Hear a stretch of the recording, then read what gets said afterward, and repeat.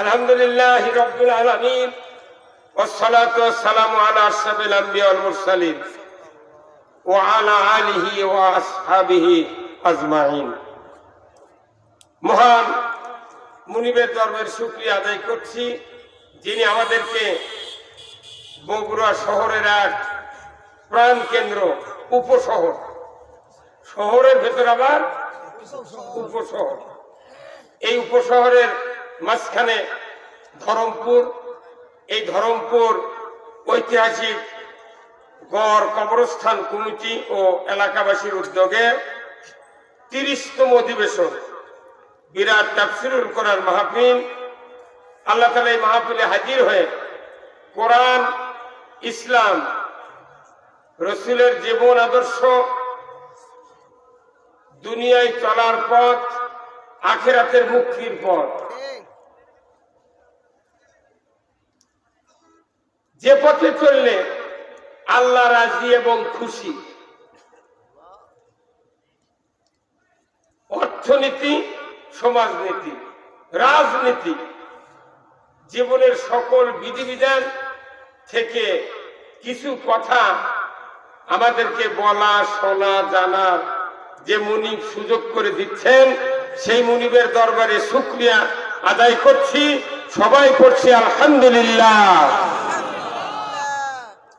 লাখো কোটি দরুদ ও সালাম বিশ্ব মানবতা মুক্তির দিশারি, বিশ্ব নেতা, ইমামুল মুরসালিন, সুলতানুল আম্বিয়া, যিনি সুপারিশ না করলে কোন নবী বেহেশতে যেতে পারবেন না, সেই রসুল আমাদের নবী।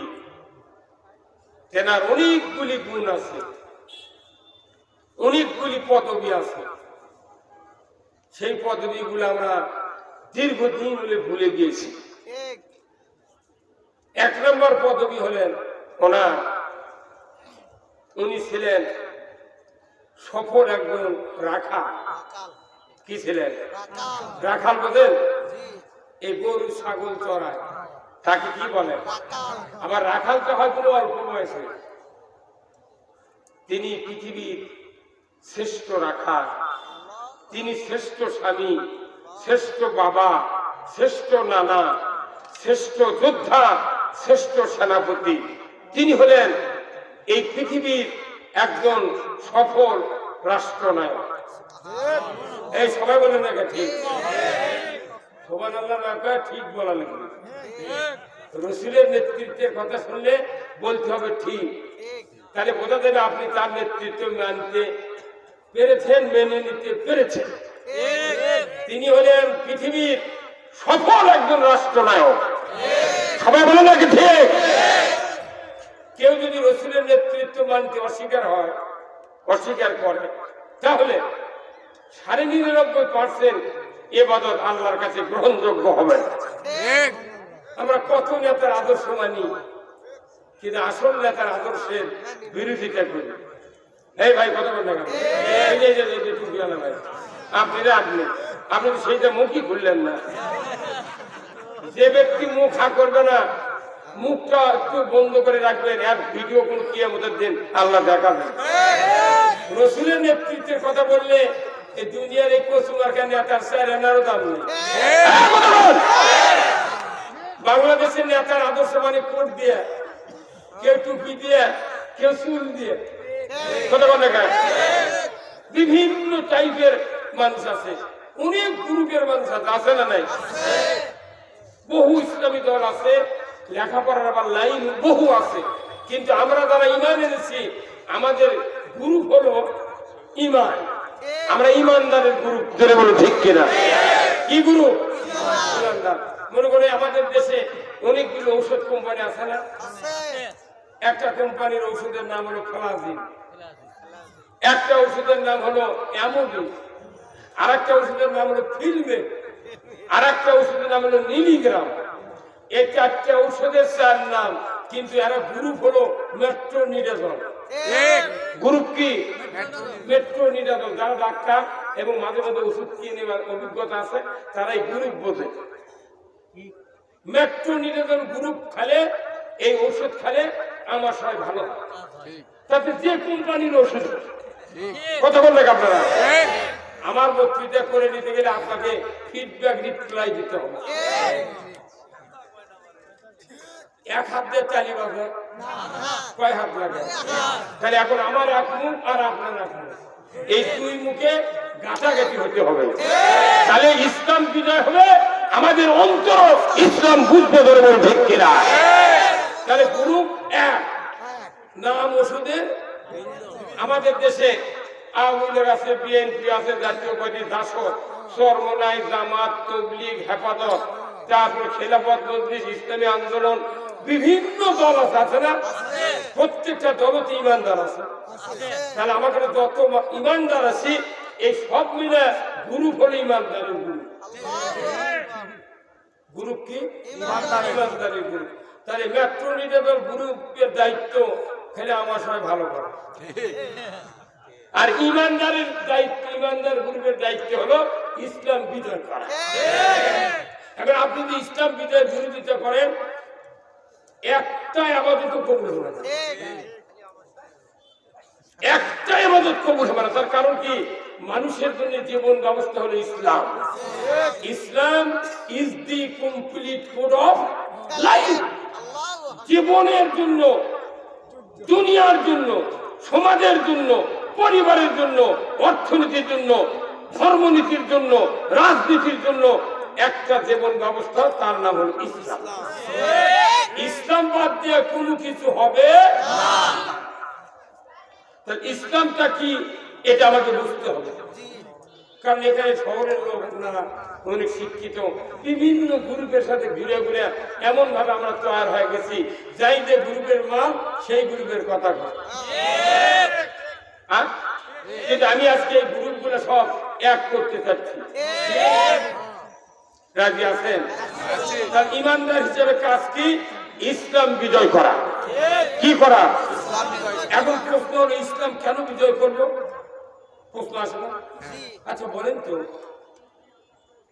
54 বছর ধরে দেশে বক্তব্য হচ্ছে, এরপরে 24 বছর বক্তব্য হয়েছে পাকিস্তান আমলে, এরপরে ব্রিটিশ আমলে 190 বছর Lord Clive east India company যখন এই ভারতবর্ষ দখল করে, এই 275 বছর ধরে এই ভারতবর্ষের ভেতরে বিশাল বক্তব্য চলতেছে, কিন্তু দেখা যায় বক্তব্যগুলো হচ্ছে গতানুগতিক, কোনো অ্যাকশন নাই, রিঅ্যাকশনই বেশি। যেরকম আপনাদেরকে আমি জেকের করতে বললাম, জেকের যে কি অ্যাকশন এটা আপনি আমি বুঝিনি, যদি বুঝতাম তাহলে জোরে সোরে জেকের করতাম। এখন আপনার যদি একটা গ্লাস বিষ দিই আর 10,000 টাকা যদি রবার দেয় গ্লাসের সাথে বাঁধিয়ে দিই, যে আপনি এই বিষ খালি 10,000 টাকা পাওয়া দেবেন, কেউ কি খাবেন? কেন খাবেন না? না, আপনি বিষের রিঅ্যাকশন বুঝেছেন। বিষের হলে রিঅ্যাকশন বোঝার কারণে আপনি টাকাকে 10,000 কেন 10 লক্ষ টাকা দিলে আপনি পান করবেন, কারণ আপনি বিষ পান করার আগেই বুঝেছেন তার রিঅ্যাকশন কি। আজকে দেশের সমাজের মানুষেরা নামাজ পড়বেন কেন? নামাজের তো অ্যাকশন জানেন না, রিঅ্যাকশনও জানেন না। আবার জিকির করবেন, জিকিরের যে কি অ্যাকশন, অ্যাকশনও জানেন না। আবার না করলে ক্ষতি হবে না, কিন্তু অ্যাকশন তো দরকার। কথা বল, কেউ যদি জীবনে সিবিট না খায় তারপরে কি তার কোনো জটিল ব্যাধি হবে? কিন্তু সিবিট খেলে মন প্রফুল্ল থাকবে, যদি দাঁতের ব্যথা হয় দাঁত শক্ত, যদি শরীরে চামড়া কাটা কুটা থাকে ঘাস তাড়াতাড়ি শুকাবে। তাহলে কিছু কিছু নর্মাল কাজ আছে, নর্মাল ওষুধ আছে, নর্মাল খাদ্য আছে, এইগুলি না খেলেও মানুষ বাঁচবে, কিন্তু যদি কেউ খায় তার উপকার হয়। আমি আপনাদেরকে যে কথা বলতে চাচ্ছি যে আমরা কেন ইসলাম বিজয় করব, এটা একটা প্রশ্ন, কথা ঠিক কিনা? তাহলে ইসলামটা কি বললাম আমি? ইসলাম জীবন ব্যবস্থা। মনে করেন ইসলাম অর্থ কি? জীবন ব্যবস্থা। ইসলাম অর্থ জীবন ব্যবস্থা। যে এই জীবন ব্যবস্থা যদি কেউ মানে সে মুসলমান, যদি কেউ না মানে সে মুসলমান হতে পারে না। অনেক জায়গায় আমরা যাই, আমাদের বলে হুজুর একটু দোয়া করবেন আল্লাহ যেন ইমানের মৃত্যু দেয়। না, ইমানের মৃত্যু বরণ করো, এ কথা আল্লাহ বলেন নাই। আল্লাহ বলেছেন মুসলমান হয় মরো। কি হয় মরো? আল্লাহ কোরআনে বলছেন ইয়া আইয়ুহাল্লাযীনা আমানুত্তাকুল্লাহ হাক্কা তুকাতিহি ওয়া লা তামুতুন্না ইল্লা ওয়া আনতুম মুসলিমুন।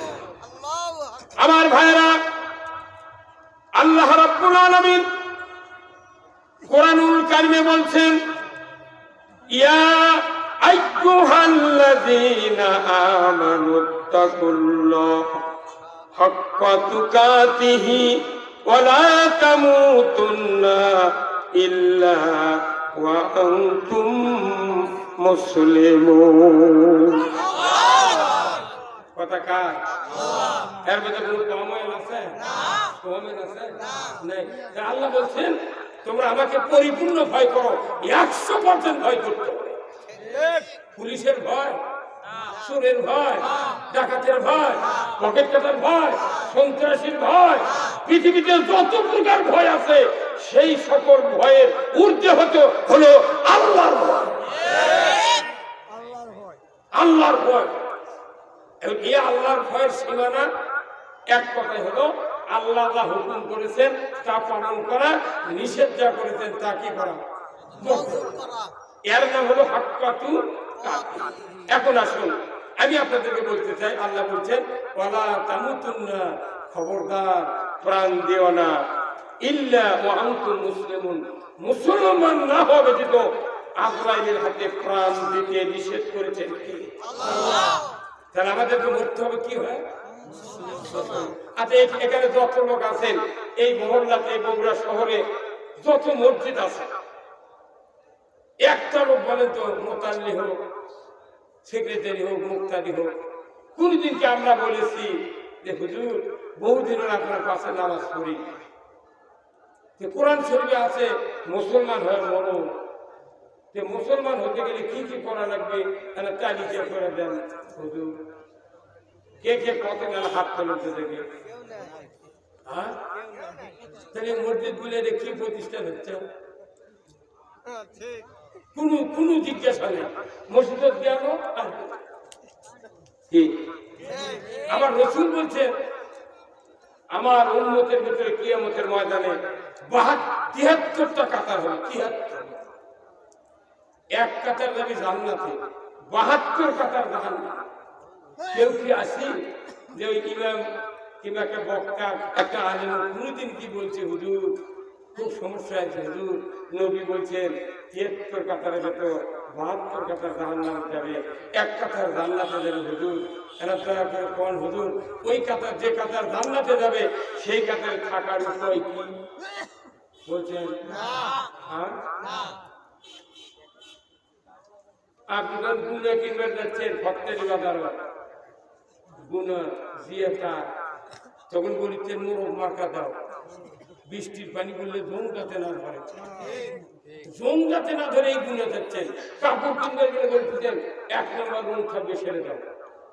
মাছ কিনবার গেলে দেখবেন মাছের পুরো মাছ 10 কেজি, আপনি মাছ কিনবেন দা বলেছেন ভাই চল বা আলোক করে তো কি চল বলে কান কান আলোক করো, আলোক করে দেখেন যে ফুলটা এখন সাদা ফ্যাকাশে, আপনি দাম না করে ছেড়ে দিচ্ছেন।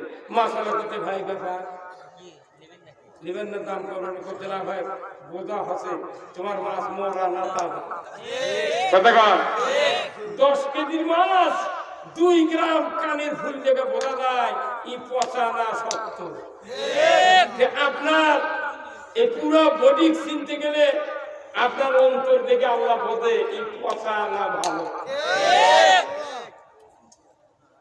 তাহলে আপনাকে মরতে বলেছেন আল্লাহ কি হয়? মুসলমান হয়। আমরা কি মুসলমান হতে চাই? কারা কারা দুহাত তুলে দেখান। লিল্লাহি তাকবীর, নারায়ে তাকবীর। যদি মুসলমান হতে চান তাহলে আমরা তো মুসলমানের দাবি এমনি করে আছি, তাই না? সবাই কয় মোহাম্মদ আব্দুল রহিম, তাহলে মুসলমান। এখন শুনে আমাদের সমাজে যত বক্তব্য হয়, আমাদের ছেলেরা কি এমনও ভাইয়ের 3-4 বেটা আছে তারা নামাজ পড়ে না, আছে না নাই? কিন্তু ছেলেমেয়ে নামাজ পড়ে না, গুরুত্ব দেয় না বাপ। বাপ একদিক যায় অফিসক ব্যবসা যায়, বেটা কোন দিক দিয়ে কোন পেঁচা ঘুরিচ্ছে দেখারই টাইম নেই, নামাজও পড়ে না। তাহলে আপনি মনে করছেন এইভাবে যদি চলেন আর বাবা যদি চলে তাহলে বাপেরও মুক্তি হচ্ছে না, ছেলেরও মুক্তি হচ্ছে না, তাহলে আপনার কত দাম? ভাইরা আমার, একজন পিতার দায়িত্ব আপনার সন্তানকে চরিত্র বানানোর দায়িত্ব, কিন্তু আপনার সন্তানকে নামাজে বানানোর জন্য পিতার দায়িত্ব পালন করার শক্তি হবে না। কোন ইসলামী দল নামাজকে কায়েম করার জন্য সন্তানের উপর প্রেসার দিতে পারবে না, কারণ আপনার সন্তান, আমার সন্তান, আমি এবং আপনি পাক্কা নামাজি হওয়ার জন্য যাকে আল্লাহ নির্দেশ করেছেন ওই নির্দেশ দাতা যদি পৃথিবীতে কায়েম না হয়, কিয়ামত পর্যন্ত পৃথিবীতে বক্তব্য হবে কিন্তু নামাজ কায়েম হবে না। যদি নামাজ বক্তব্য হতো বাংলাদেশে, এদের জুমার দিনে যত মানুষ মসজিদে যায়, আমি 46 বছরে ইমামতি করি, যে মানুষগুলো মসজিদে যায় শুক্রবারে 16 আনা মানুষের ভেতরে 2 আনা খালি 5 ওয়াক্ত নামাজ পড়ে, আর 10 আনা মানুষ পড়ে খালি শুক্রবার, আর 4 আনা মানুষ মাগরিব পরে আর জোহর পড়ে। আসল সময় কাজের টাইম সময় পায় না, মাগরিব আর ওই ফজরের সময় চেতন যায় না, আর এসার সময় পাও ধরে না। তাহলে 10 আনা মানুষ যদি খালি শুক্রবারে পড়ে আর 4 আনা মানুষ যদি এই হালত হয়, তাহলে আপনার সন্তান আমার সন্তান যখন নামাজি হলো না, আপনার উপর কতখানি একটা শান্তির বার্তা আছে আর কতখানি অশান্তির বার্তা আছে, এটা আমরা তো বুঝতে পারলাম না। আমার নবী বলেছেন, দুনিয়ার কোন পিতার সন্তান 10 বছর বয়স হলো, সে যদি নামাজ পড়তে অস্বীকৃতি দেয়, ইমাম আবু হানিফা রাহমাতুল্লাহ আলাইহি বলেছেন ওই সন্তানকে তুমি খাম্বার সাথে বেঁধে টর্চার করো, শাস্তি দাও।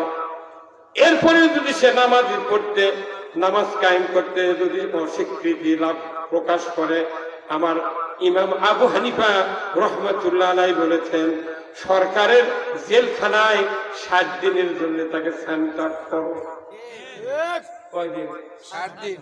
7 দিনের পর ওই সন্তান যদি নামাজের জন্য প্রতিজ্ঞা না করে, ইমাম আবু হানিফা বলেছেন ওই সন্তানের উপর 32 বছর জেল লাগাও। 32 বছর।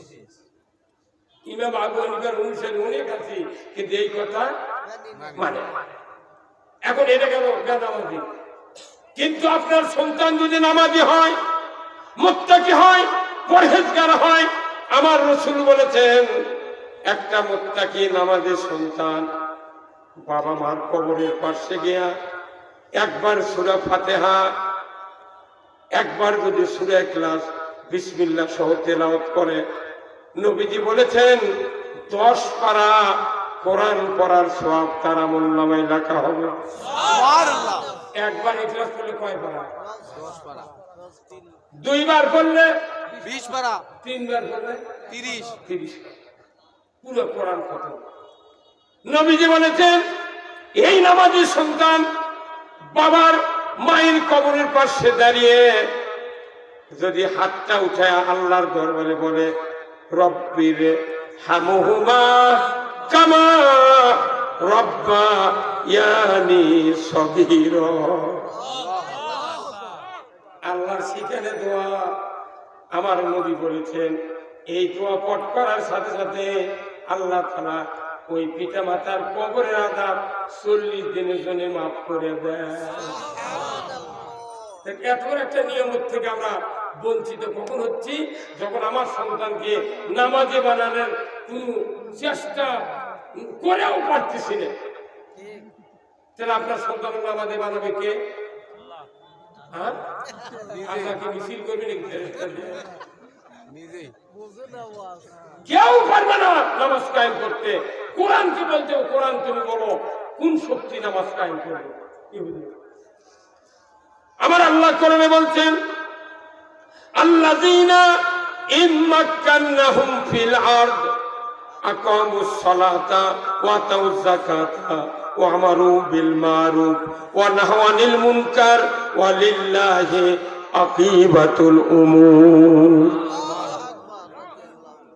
আল্লাহ বলছেন সূরা হজের 41 নম্বর আয়াত, যে যদি মুসলমান কোন দেশের প্রধানমন্ত্রী হয়, সরকার হয়, প্রেসিডেন্ট হয়, রাষ্ট্রপতি হয়, তাহলে তার দায়িত্ব 4টা আইন কায়েম করা। কার কথা? আল্লাহ। 1 নম্বর কি? নামাজ কায়েমের আইন। 2 নম্বর যাকাত আদায়ের আইন। 3 নম্বর ন্যায়ের আদেশ। 4 নম্বর অন্যায়ের নিষেধ। সরকার ছাড়া এই কার্য হবে না। এই জন্য আল্লাহ বলছেন ওয়ালিল্লাহি আকিবাতুল উমুর। তার মানে কি? আমার পক্ষ থেকে, আমি আল্লাহ আমার পক্ষ থেকে সবচেয়ে বড় ধরনের একটা আদেশ। স্বাধীনের পর থেকে এই আজ পর্যন্ত অবধি যত সরকার গেল, প্রায় 17 জন প্রধানমন্ত্রী গেছে। কেউ কি হিন্দু হয়েছিল? কথা কোন জায়গা? ধুতি ফেন্দা লোক গেছিল, লোক গিয়েছিল গলা, সবাই তার করে, উমরে করে, নামাজ পড়ে, কোরআন শরীফ পড়ে, বসি নামাজ পড়ে। কথা কোন জায়গা? আবার এমন এমপি কাছে হযরত শেখ হাসিনা, এই কথা কোন জায়গা? এত বড় উপাধি আলা লোক রাষ্ট্র ক্ষমতায় আছে, কিন্তু নামাজ কোনদিন কায়েম করেনি, যাকাত চালু করেনি, ন্যায়ের আদেশ করেনি, অন্যায়ের বারণ করেনি। তার এই সরকারগুলি কিয়ামতের দিন জবাবদাহি করতে হবে। কারণ কোন মৌলবীর, কোন জনগোষ্ঠীর, কোন ইসলামী দলের দায়িত্ব আল্লাহ দেয় নাই যে এরা সমাজে নামাজ কায়েম করবে। কোন বাবা পারবে না, পারবে রাষ্ট্র শক্তি। এখন যে রাষ্ট্র শক্তি নামাজ কায়েম করবে, ওই রাষ্ট্র শক্তি কায়েম করার জন্য প্রত্যেক বাবা মার দায়িত্ব দেশে ইসলামী সরকার কায়েম করে আমার সন্তানকে নামাজি বানাতে চায়। সরকার যদি আইন করে, আজ থেকে বাংলাদেশে 5 ওয়াক্ত নামাজ আইনের মাধ্যমে কায়েম করা হলো।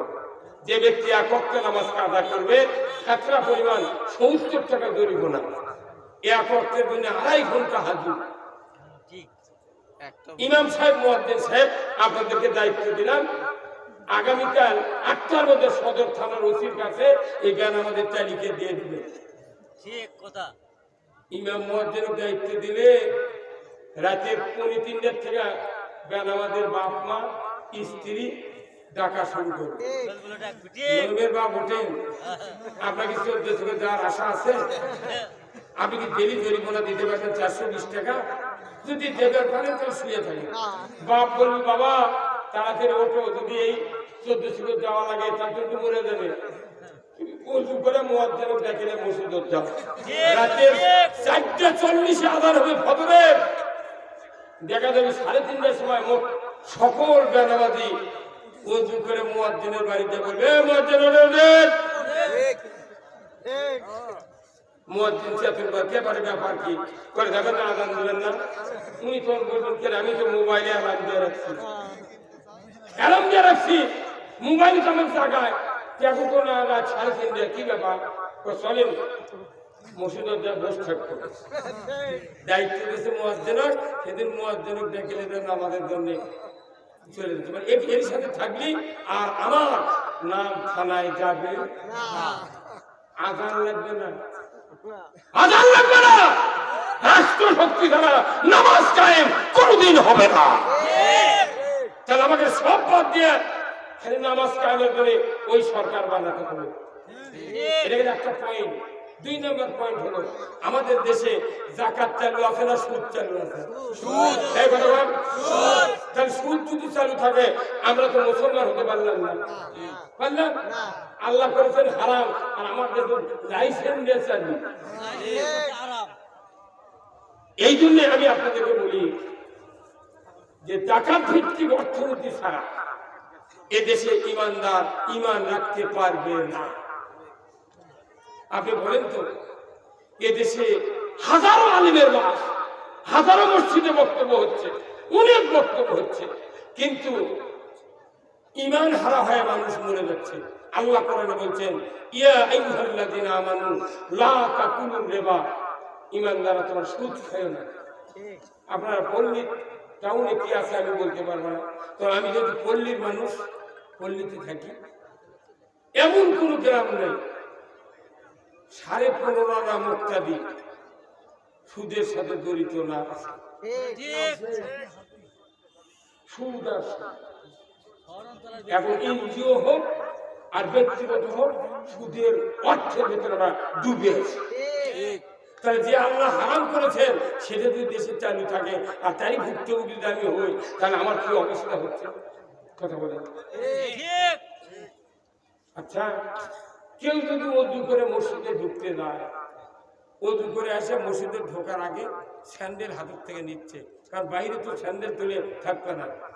স্যান্ডেল বাইরে তো নামাজ পড়ে ঢুকতি, ওই স্যান্ডেল কালি তোলা চলে যাবে। কথা বলেন। যে দেশে মসজিদে জুতা ছুঁয়া নামাজ পড়াও লাগে, জুতো পাহারা দেওয়া লাগে। অনেক মসজিদে আছে চোখ বন্ধ করে নামাজ পড়ে, বাক্সে থতে, বাংলাদেশ ব্যাংকের টাকার বক্সের ভেতর জুতা থতে। আবার এই জুতো নিয়ে মুসল্লিরা, এই জুতোগুলো বাংলাদেশের এত ভাগ্যবান যে মুসল্লি জুতো হাতে নিয়ে এইভাবে থাকে না, মসজিদে ঢোকার সময় হাতটা এইভাবে করে।